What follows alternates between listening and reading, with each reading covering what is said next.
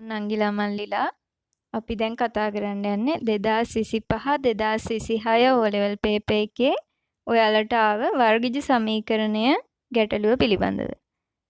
ඔයාලට රූපයක් දීලා තියෙනවා ඍජුකෝණාශ්‍ර හැඩැති.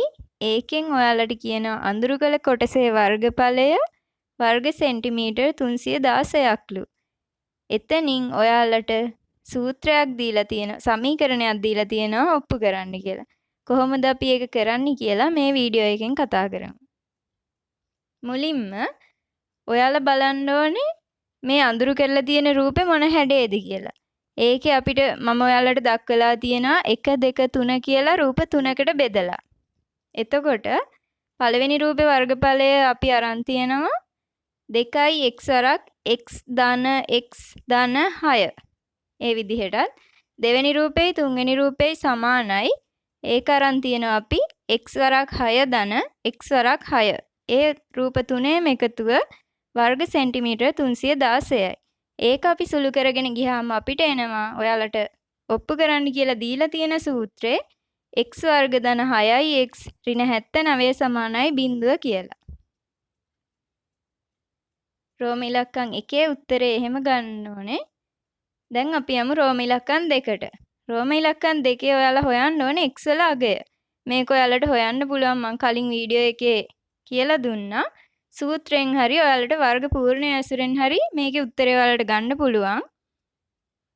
මම දැන් අරන් තියෙන සූත්‍රය භාවිතා කරලා. x සමානයි ඍණ b ධන හෝ ඍණ b වර්ග ඍණ 4ක් ac වල වර්ගමූලයේ බෙදීම 2ක් a කියන සූත්‍රය ඇසුරෙන්. අපි අගයන් ආදේශ කරාම අපිට එනවා x සමානයි ධන හෝ x සමානයි ඍණ 3 ධන හෝ ඍණ 9.38 කියලා උත්තරයක්. එතකොට අපි ගන්න ඕනේ x සමානයි ඍණ 3 ධන 9.38 හෝ x සමානයි ඍණ 3 ඍණ 9.38 කියලා උත්තර දෙකක්. ඊට පස්සේ අපි බලන්න ඕනේ මේ උත්තර සුළු කරාම අපිට එනවා x සමානයි ධන 6.38 හෝ x සමානයි ඍණ 12.38 කියලා පිළිතුරු දෙකක් ලැබෙනවා.